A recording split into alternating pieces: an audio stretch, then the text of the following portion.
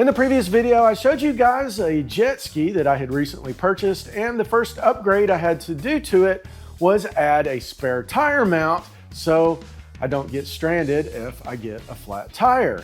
And since then, I've used the jet ski several times, and I have determined the next upgrade needs to be some way to securely mount and hold a cooler. Seadoo does have their own mounting system on the back of jet skis that allows you to mount accessories such as extra gas cans and coolers. However, that option can be rather expensive, and also another downside is they didn't come out with that mounting system until several years after my jet ski was manufactured. So that means I get to do what I like to do best, and that is build my own. So in this video, we're going to build a little mounting system on the back of my jet ski that will allow me to securely mount my cooler, and I'm going to do it for a fraction of the cost of what Seadoo would charge. Also in this video, I'm going to be using the xTool Metal Fab for all of the CNC cutting and welding on this project. If you aren't familiar with the xTool Metal Fab, it is a 1200 watt laser that will cut and weld steel, stainless steel, and aluminum. I did do a full-length review video on this product, and if that's something you want to see, check out the link that I will put up here in the corner of the screen and also down in the description. And if you're thinking about purchasing a Metal Fab right now, you can save $500 off the purchase price just by using the discount code MS500. Just remember, it can't be combined with any other promotions or discounts, and it's only good for a limited time. So for this project, I want to build something where I can mount a cooler right here on the back of the jet ski. I also want this to be safe, because I don't want someone falling off of the jet ski onto the back and cutting themselves on a sharp edge or a sharp corner. So for this project, I'm going to be using 1/8 inch thick aluminum flat bar, and I'm going to be bending all of the corners into a radius like this. And the tool I'm using to bend all of the metal to this radius is this metal bending tool here that I picked up from Viver.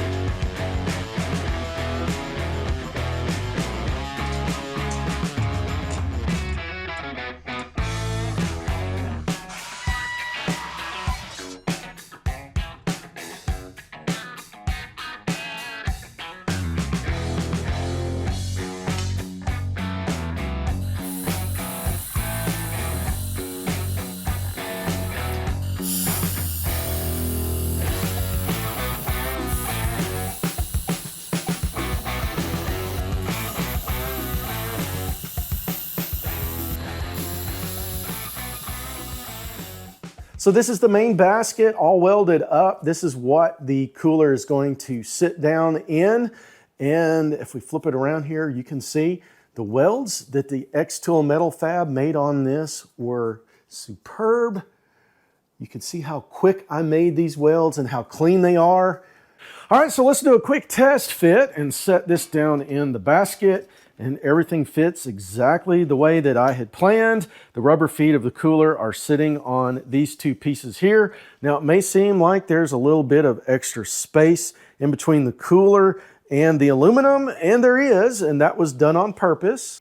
And that's because when I had this foam floor put in on the mini jet boat, the company that did all the work gave me all of the leftover remnants like this, and I figured, why not use this, cut it some strips out of it, and put it on the inside of that metal basket so that expensive cooler doesn't get scratched up. All right, now that I've got the main cage of the cooler holder constructed, the next thing I'm going to do is create a plate to go here on the front, and that's going to solve two problems. One is it will help add a little bit of strength to this cage, and the second is that it will have two holes on there that I could run some flat straps through and strap this down onto the jet ski.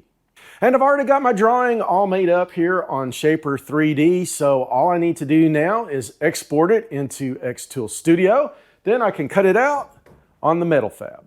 And getting the Metal Fab all set up for this is really quite easy. All I need to do is load my aluminum into the machine.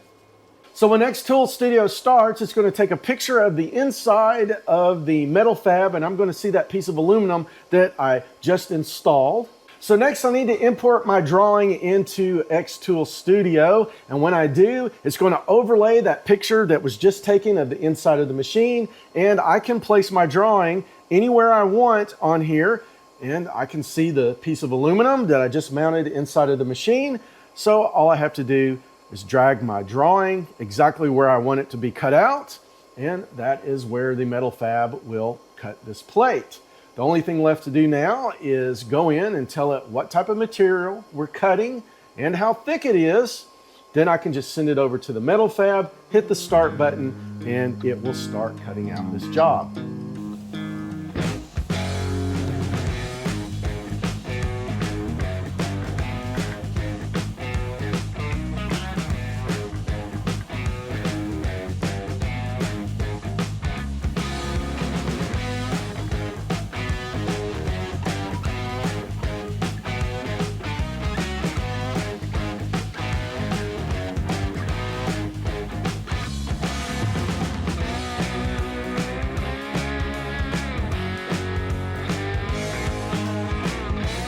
So I'm really happy with the way this plate turned out. And if you see right here, these two holes here on the bottom, that's where the flat strap is going to go through, and it's going to help hold this whole assembly down onto the jet ski. So the next step I need to do now is create some hooks that will hook into the side of the jet ski, and that will be where the other end of the straps will connect to.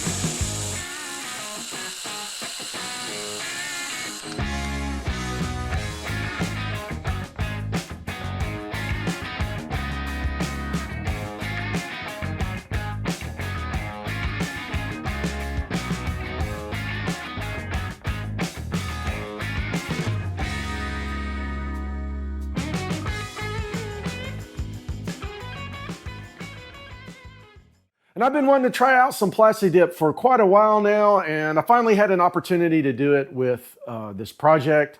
And I'm gonna say I'm really not all that impressed with it. I guess it's gonna depend on how well it holds up. And also probably trying to dip a part like this seemed like a lot of the material stayed right here in the inside of this. But the idea was these clips are going to be touching like the trim and the fiberglass of the jet ski. And I was thinking maybe the Plasti Dip would help keep from tearing up that fiberglass. Now, if you've had good results or bad results using Plasti Dip in one of your projects, let me know down in the comments.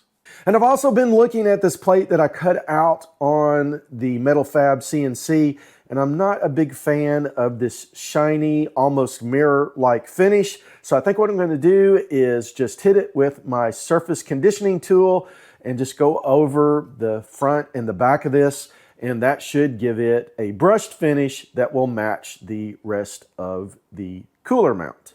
So I've got the cage sitting on top of the cooler, and the cooler is upside down right now. And I've been doing some thinking and calculating here, and I think I need to add some strength to these two hoops right here to keep them from compressing this way. And the best way I think to do that is just add some flat bar strips right here like so, and that will strengthen the bottom and keep it from compressing in and out like this direction. All right, so I've got all the pieces and parts for this project completed. The only thing left to do now is fire up the xTool Metal Fab and weld it all together.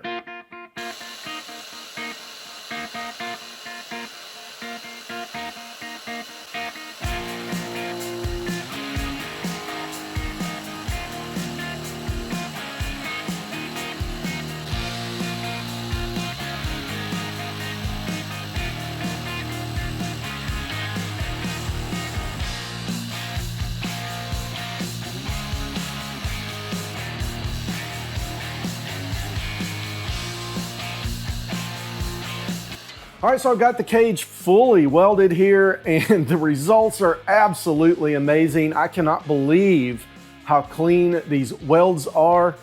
They're just clean and straight. And if you look here on the back side, not a single one of them burned through. And this just shows what the xTool Metal Fab is capable of doing. Now, this would have been impossible to do with an aluminum MIG.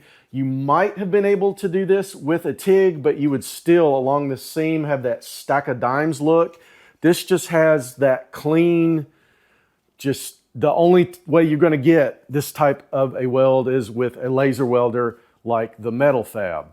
So I got excited and I wanted to come out here and see just how well this was going to fit on the jet ski, and I went to test fit this on here, and I realized I have forgot one important step. So let me show you the problem here.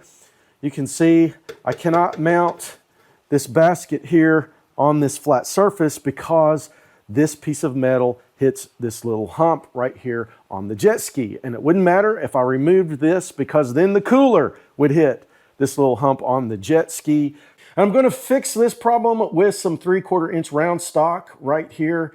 And what I'm going to do is just make some legs that will lift the basket up over the hump. And then when the legs are made, I'm just going to put some of these little rubber caps on the end of it, and that will help keep from scratching the jet ski.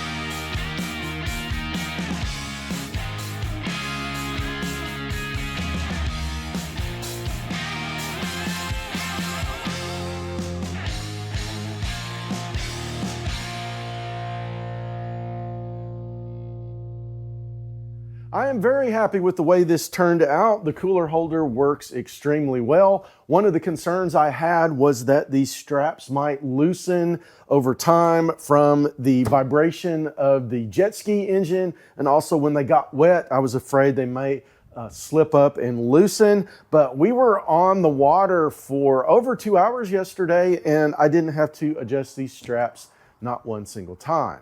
These metal hooks also held up pretty well. They didn't bend, the plastic dip didn't scrape off, and they didn't damage the trim or the fiberglass of the jet ski. And I did do one thing off camera, and that was to weld a plate here on the back. And the reason for that is because when I would tighten this turnbuckle up, it would bend this aluminum, and welding this plate on here added some extra strength. I am also very happy with the way the Metal Fab was able to cut and weld this aluminum.